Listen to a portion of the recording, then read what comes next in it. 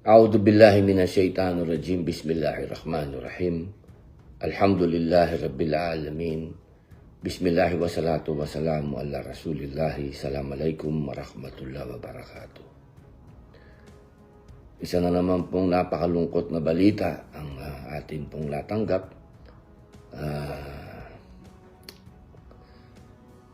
Ito po ay patungkol sa naganap na naman na karahasan at karumal-dumal na krimen diyan po sa siyudad ng Zamboanga. At isa na naman pong estudyante ang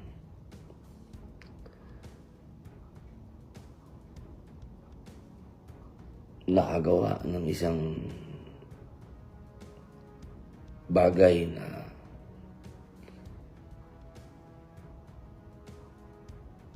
hindi po natin pa maipaliwanag ito sapagkat hindi pa po natin alam ang mga tunay na naganap. Mahirap po magbigay ng komento. Lahat po ngayon ay nababalitaan lang natin sa mga social media, sa mga breaking news. Ito po kasi ay bumabagsak sa aking komite. Ito po ay sa public information dahil ito po ay impluwensya ng social media sa ating mga kabataan dahil palagian po sila na gumagamit ng kanilang account. Sila po ay nakapag-live pa po ito at napakalaki po ng epekto talaga sa mga bata ng social media. Alam ko pong maraming nagagalit sa akin dyan. Sobrang dami pong taong nagalit sa akin dyan. Noong ito po ay isinasagawa namin ng public hearing, at yan po ang isang bagay sana na ilalapit ko po sa inyo na sana po yung maintindihan po ninyo kung ano yung pinupunto ko. Napakadami pong nagalit sa akin, binas ako patungkol dito. Alam nyo mga kababayan, sana po yung namnam ninyo ang gusto kong sabihin na hindi na po talaga maganda itong nangyayari. Napakapangit na po nitong nangyayari na ito. Sana po kung ako po ay nagkakaroon ng mga maling choice ng mga salita, hindi po ibig sabihin yan ay kinukutya ko kayo, kinukutya ko ang kabataan. Hindi po. Iyan po ay panggising. Panggising. Upang manamnam niyo po ang katotohanan. Ako po naman hindi po ako nagsasalita ng hindi ko po na iintindihan ang bagay na ito. Ito pong mga nangyayaring karumal-dumal na krimen na ito. Nakita ko na po ito Ito pong mga nakikita nyo ngayon, nakita ko na po ito nung araw pa sa Bilibid. Kaya, yun lang po ang inihingi ko sa inyo. Intindihin nyo po ako na kailangan po natin maisulong ang batas na kung ano po yung ginagawa doon sa ibang bansa na mga progresibong bansa na kanila na pong pinagbabawalan ng kabataan na gumamit ng social media. Sapagkat ito po'y hindi na nakapagbibigay ng tamang pag-iisip, hindi na nakakapagbigay ng tamang halimbawa, at nagagamit pa po para maging daan upang yung kanilang mga iniisip na karahasan sa kanilang mga nais nilang gawin, nagagawa nila. sapagkat nagkakaroon po sila ng tinatawag na platform at iyan po ang social media. Kaya mga mahal kong kababayan, sana po ay tulungan niyo po ako. Hindi po ito magiging parang isang bagay na pipikit na lang yung mata natin at hahayaan na lang po natin na nangyayari lahat ito at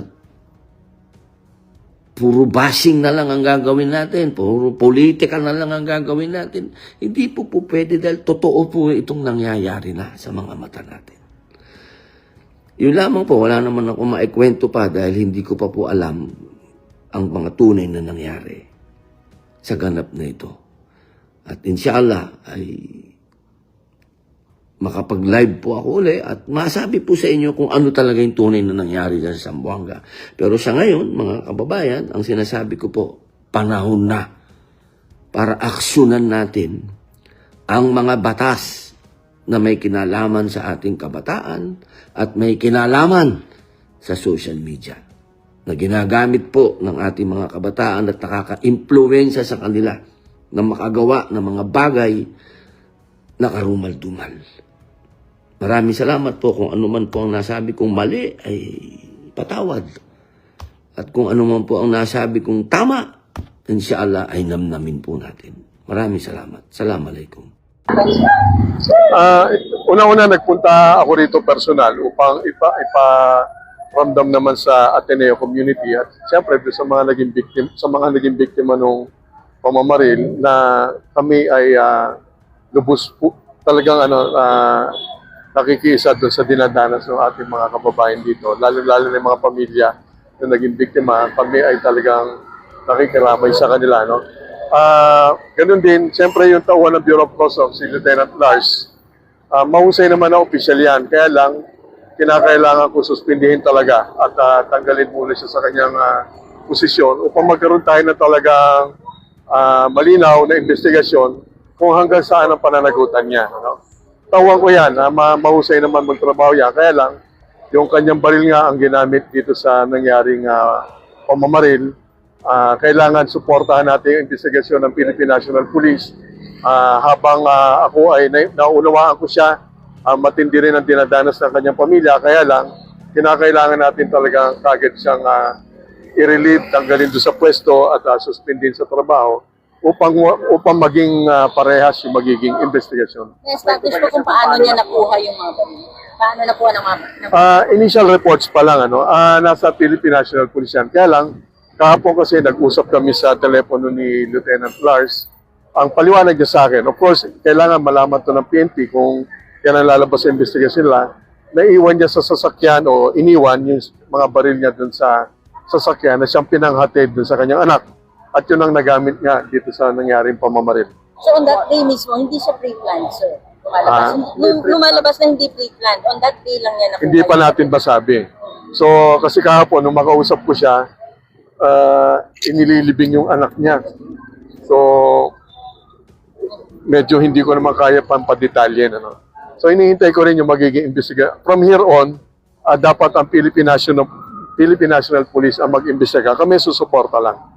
Proving reliable sa administrative. Yun ang titingnan po. Administrative liability, definitely meron negligence yan. Ayoko i-preempt yung investigation, Kaya lang dahil nga baril niya yung ginamit, yan ay talagang nagkaroon ng kapabayan dyan. At titingnan natin kung may iba pang aspeto ng pagkakasala yung aming tawan. Ano yung magiging susunod na hakbang po sa ngayon, sir? While nandiyan na nga, ongoing investigation of Perno po, ano yung susunod na mga hakbang po na BOC? Sa side ng BOC, mahigpit naman kami dyan sa pangangalaga ng baril, Kaya lang, alam ninyo, yung patakaran, mga programa, yan ay may hangganan. Dapat pagdating dyan sa mismo natin tawan, gampanan nila yung kanilang tungkulin na huwag papabayaan yung tiwalang ibinigay sa kanila ng ating pamahalaan, ng ating gobyerno, Kaya dito sa nangyari, again, mahusay naman tauhan namin yan si Lieutenant Lars, kaya lang, yung baril niya nga nagamit dito. Kaya ako'y wala akong ibang pwedeng gawin kundi isuspindi talaga siya sa kanyang trabaho at i-relieve o tanggalin sa kanyang pwesto. For the record, sir, yung isa is service, yung isa personal. I'm sorry. Yung isa is service station firearms. Yes. Yung maliit na baril, yun yung issue ng POC, yung Glock. Yung malaki kasi personal niya. Paano po na may access yung bata dito sa dalawang baril? Kung pagbabasihan niyo, sinabi niya sa akin kahapon, nasa sasakyan niya yung mga baril. So, dala niya everyday yung dalawang. Yes. Naintindihan ko naman yan dahil ang trabaho naman ng ating customs police, nakikipaglaban yan sa mga smugglers. Ano? Dapat may protection din sila sa kanilang sarili. Naunawa natin na kailangan din naman nila ng gamit o baril. Nadala nila araw-araw. Yun nga lang, yun yung nagamit ng estudyante na namaril. May license po siya. Meron, well, yung sa BO, mga dokumento, no? Pero sa personal niya, hinihintay natin sa PNP. Subalit, ang initial report, meron naman dokumento. Pero ano pong resulta ng pagpulong niyo sa administration ng Nilinaw lang natin sa lahat na ang BOC, dahil tauhan namin yung ama nung namaril, makakaasa ang ating mga mamamayan at ang mga iba't ibang ahensya, lalo-lalo na ang Philippine National Police, na handa kaming magbigay ng 100% support, cooperation doon sa investigasyon. Okay. Salamat.